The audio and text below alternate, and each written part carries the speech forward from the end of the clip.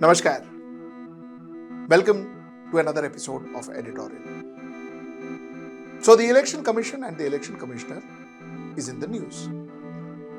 Now what if I tell you that Election Commissioner Gyanesh Kumar is actually helping Rahul Gandhi? What if I tell you that? Let's get right into the show and find out how. So while a lot of people believe that Election Commission is now taking sides, Election Commissioner is now taking sides, honestly, I too believe that the Election Commissioner and the Election Commission is taking sides. The fact is that the Election Commission and the Election Commissioner is actually helping Rahul Gandhi. The Election Commissioner, Mr. Gyanesh Kumar, is helping Rahul Gandhi. Possibly, Gyanesh Kumar has been the single largest reason why Rahul Gandhi all of a sudden got this huge surge in popularity. You see, according to some reports, 23 crore people have joined him for his Vote Chori campaign, either directly, through rallies, through social media, through whatever different outlets. 23 crore people have joined him. Some say it is much more than the number of people that joined him in the Bharat Jodo Yatra. Bharat Jodo Yatra was a fantastic campaign that he undertook and won him a lot of popularity, no doubt about it. But like we said then and we say now, it didn't really translate that much into votes. But this particular campaign looks otherwise. It may possibly translate into votes too. Because this particular political campaign has all of a sudden made Rahul Gandhi and Congress one of the most relevant person and party in the country. So, I think Rahul Gandhi has to actually be grateful to Mr. Gyanesh Kumar for this.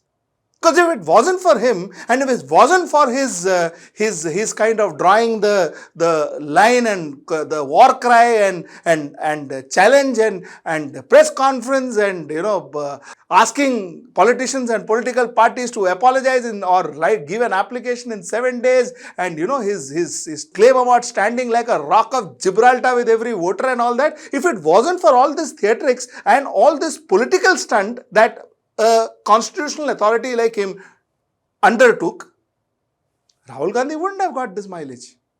Think about it. Think about it. So I guess Rahul Gandhi should, like I told you, should be really grateful for him. Now, the other part.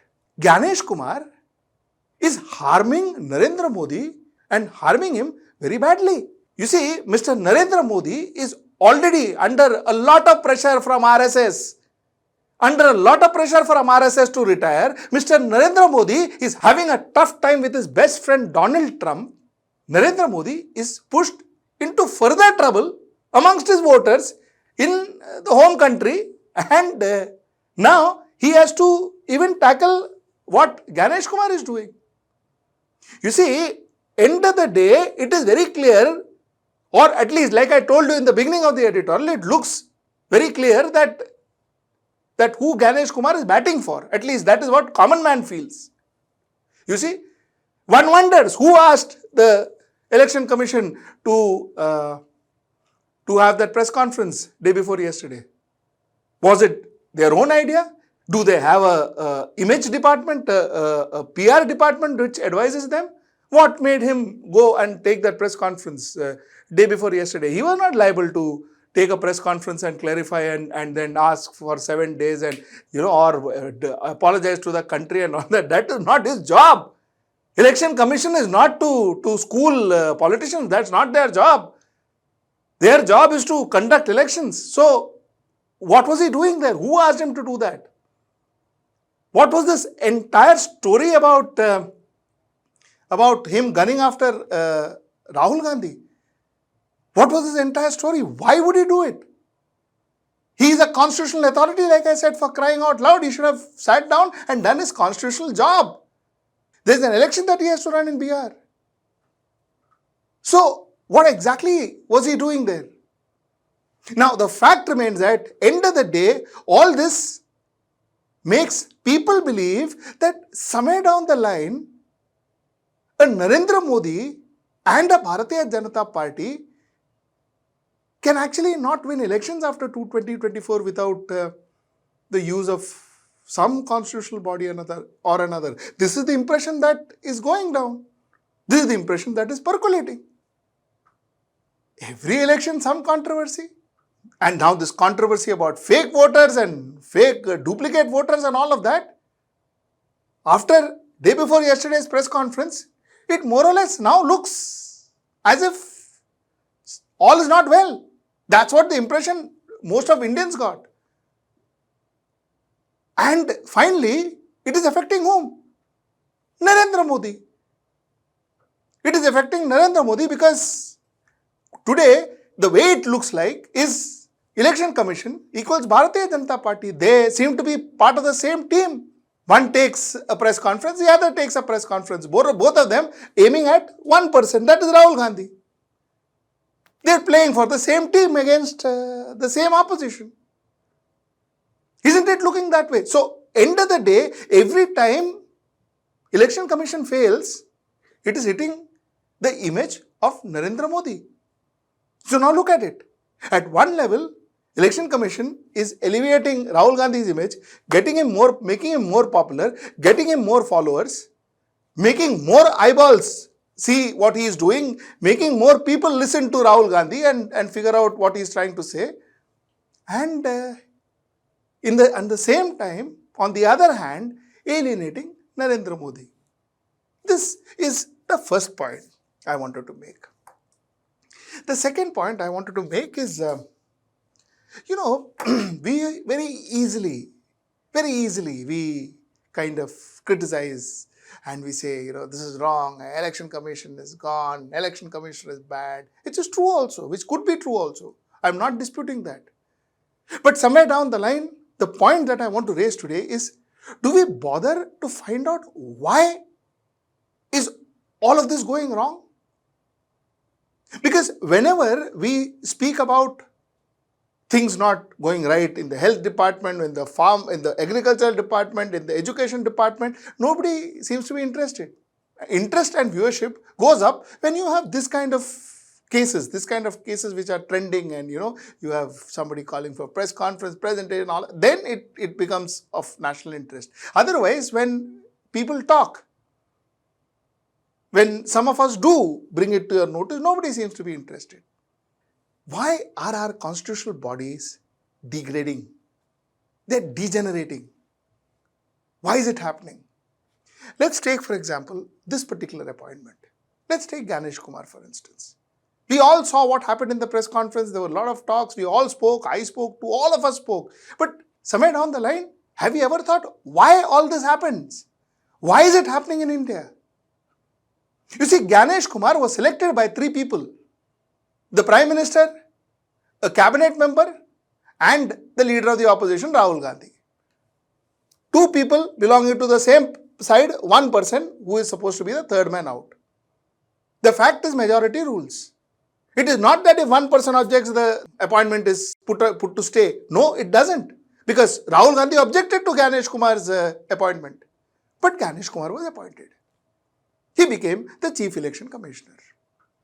Now, I am not saying therefore his credentials are bad or all that is not what I am saying. I am just giving you a picture. So, with or without the opposition's consent, this officer was made the Chief Election Commissioner. Rahul Gandhi kept on saying, "Arey, you are doing it in haste." But it didn't make any difference. So whether Rahul Gandhi likes it, Rahul Gandhi votes for him, Rahul Gandhi doesn't vote for him, that is the opposition party, the only person who is supposed to be the other side, votes, doesn't vote, doesn't matter. So this is the case. This is how the Election Commission, which is one of the most important positions, one of the most important constitutional body of our democracy, this is how the head is appointed and the commissioners are appointed. This is not just about the Election Commission. This is true to a lot of constitutional body, the CBI for instance. So this is how you have your constitutional body heads. This is how they are appointed. Finally, the ruling party decides. This has to be there. There is another person who is supposed to be from the opposition, but whether he or she agrees to it doesn't really matter. Point number 1. No other criteria. So now wonder, two people from the same party and the third person, who are these two people going to appoint? Somebody who favors their party or somebody who may tomorrow stand against their party? You decide. If you were one of these two people, who would you favor? Obviously, these people are going to favor somebody who would support their party and their cause tomorrow if need be.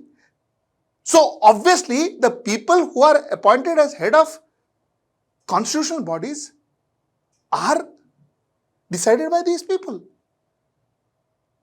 Who do you think will get that opportunity then?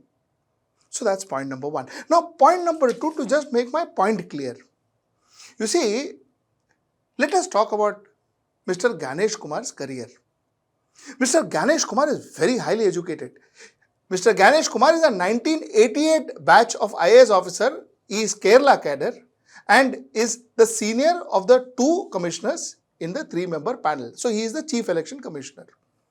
Now, Mr. Gyanesh Kumar has held key responsibilities. I want you to hear this very carefully. Mr. Gyanesh Kumar has held key responsibilities and was helping to draft the scrapped Article 370 in Jammu and Kashmir in August 2019. He was working with the Home Ministry from August 2019 or before August 2019. He was a key member in drafting the abrogation of Article 370 bill. You see, he was the Joint Secretary, Kashmir Division in the Home Ministry. He was working very closely with the Home Minister, Mr. Amit Shah. Now, a year later, as Additional Secretary in the Home Ministry, Mr. Kumar also handled documents related to the Supreme Court case about the Ram Mandir in Ayodhya in Uttar Pradesh. So, most of his recent careers were spent working on projects which were very close to Bharatiya Janata Party's heart. Very important projects of Bharatiya Janata Party. That is what Gyanesh Kumar was handling. The Ram Mandir documentations, the abrogation of Article 370. These are the 2 things that he worked very closely with. And like I said, he was working very closely with Amit Shah. And he became the election commissioner. Is this coincidence or is this a design? So if political parties, and I am not just talking about Bharatiya Janata Party here because Congress has also done this in their time. So it is nothing new. The point that I am trying to make here is, we talk about our constitutional bodies, we talk about people degenerating our constitutional bodies, we talk about people killing the sheer concept of our constitutional bodies and therefore directly damaging our democracy, but we do not spend time talking about why is it happening. We do not spend time asking ourselves, is it time to bring in reforms? Is it time to ensure that it is not a political party? Because at the end of the day, a Prime Minister of India is also, and a Cabinet Minister is also a part of a political party. And he or she will ensure that this political party will flourish, because till such time that his political party flourishes, he gets to sit in that chair. The day his political party loses popularity in the country, he has to get out of that chair. So he will prioritize the benefit or the advantage to his political parties. So he or she will ensure that he or she prioritizes the benefit for his political party. He will see that his political party benefits by the officer that he is appointing. He will see that the officer who is appointing today will help his political party grow tomorrow. चुनाव आयोग हर मतदाता के साथ चट्टान की तरह खड़ा हुआ है.